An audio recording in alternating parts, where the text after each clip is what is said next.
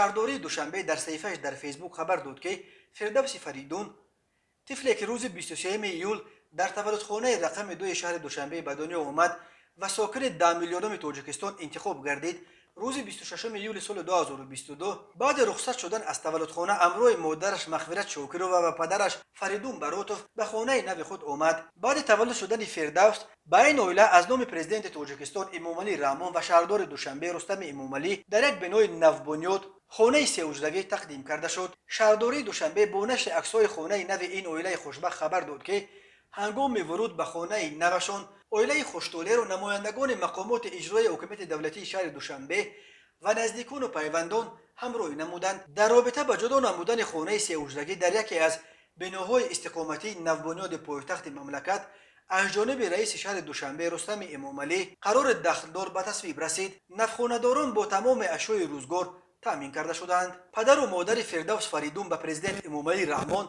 و شهردار دوشنبه رستم امامعلی برای توجه غمخواری و تحفه‌های ارزشمند عرض سپاس و منت‌داری بیان می‌نمایند. یادآور می‌شویم ساکن 9 میلیونم تاجیکستان همگی 4 سال قبل 26 مای سال 2018 نیز در شهر دوشنبه به دنیا آمده بود و شهردار پایتخت رستم امامعلی به پدر و مادر آن طفل فیروز لطیپوف و نظیره مولاجانووا نیز خانه سه حجروی تحفه کرده بود.